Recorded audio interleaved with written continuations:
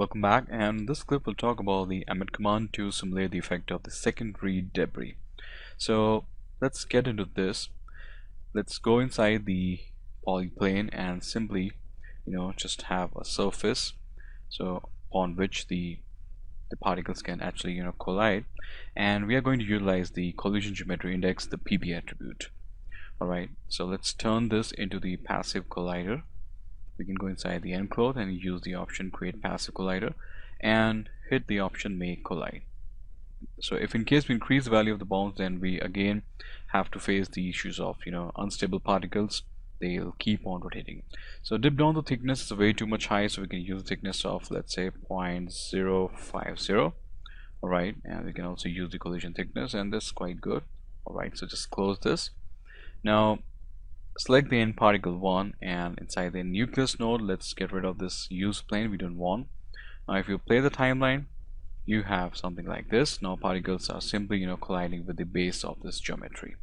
Alright, so let's select the particle nParticle 1 and create an attribute that is the collision geometry index, and we have already covered the section of this PP attribute in one of our previous modules. So if you just need any refresh, you can definitely revisit that particular module and can get the more idea regarding what exactly is the collision geometry index. Alright, now over here we have the collision geometry index.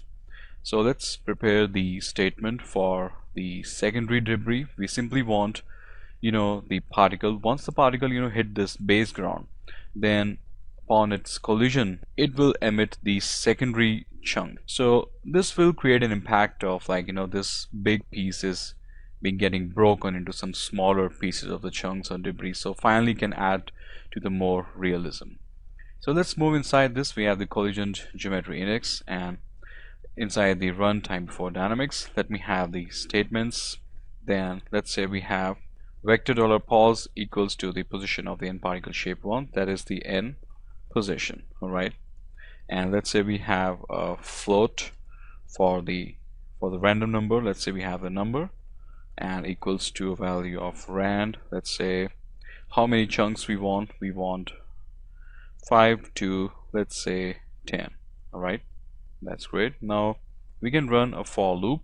At this point we set the random velocities for the particles. So we have the vector $vel.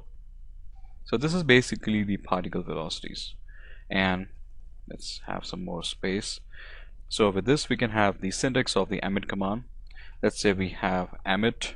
So what would you like to set the name of your particle? Let's say we can have a name that is the debris, emit object, that is the debris position $pos.x, and that is the $pos.y, and then we have the $pos.z, and attribute velocity with a vector value. Let's say we have $vel.x and we have $vel.y, and finally we have $vel.z. So stuff like this we have already covered when we were studying the emit command. So this is simply the syntax of the emit command. Alright, now I hit the option edit, and I think so we are into some errors, so let me just rectify this. What exactly is the problem? Alright, we just missed that the parenthesis, not a problem. So now we are good to go. Hit the option edit.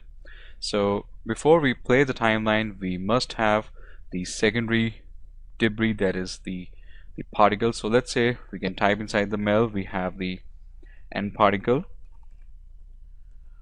name the debris, execute. Alright, press the control enter to execute this, and here we have the debris. So the default is the points, and before I play, make sure that we also use the self collide so that particles shouldn't be sticking or overlapping upon each other, and make sure that, very important thing, we should have a collision layer, that is 1, because it's the secondary debris that should be given with the second precedence. The first precedence is for the nParticle 1. Now if we play the timeline, you can see what we have, and now we are actually under some problem. So what exactly is the problem? The problem is that the particles are consistently getting emitted because we don't have any provision to stop the emission of the particles. So technically we have collision geometry index to the value of 0. So the moment particle receives this value, which is 0, the particle will start emitting the secondary particles, that is the debris. So as we already know how to fix this, since we have already covered, so we can simply select the nParticle 1, go inside the nParticle menus, and we can utilize the particle collision event editor. Hit the option create event, and your event is now created with the event 0, and now you can simply revise your expression. So inside the collision geometry index we have this. We can add another statement, that is and nParticle shape 1 dot event if it is, let's say 2, or maybe let's say maximum 3. So 3 times particle collides with the surface with the passive collision object, 3 times particles, the secondary particles, will get emitted. Now hit the option edit.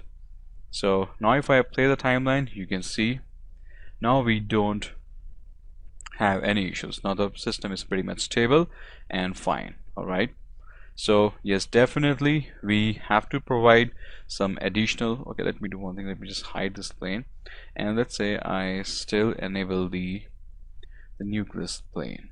Alright, so that I can give the secondary particles with some more bigger areas. Let's get rid of the numeric to the point. Okay, now if I play the timeline once again, you can see the moment particles are hitting the base ground, the secondary particles are simply appearing.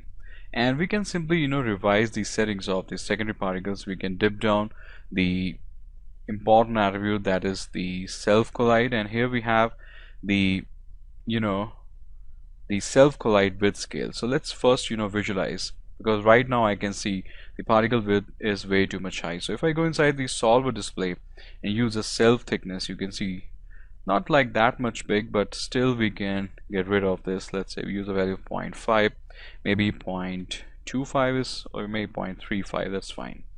Now alright, close this.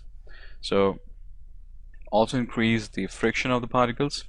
Now if I play the timeline, you can notice now we have some closed particles. Now particles are not moving a distance away. We can also reduce the, if you go inside the expressions, we can play around with the values of the random velocity. Let's say I keep this value to the 0. Alright, and hit the option edit. Now if we play the timeline, we should have some more changes, and that is nice, not a problem. Now it's time to assign again the second instancer to this debris particles to match with the from the aesthetical point of view, we need to assign the secondary debris. So yes, I'm going to use the shard pieces over here, the polygon shell. I'm going to use the same thing, but definitely their size is way down. So let's do one thing, let's take a pause from this clip and see you in the next clip, where we are going to talk about the second instancer for the particle system. Alright, so see you there.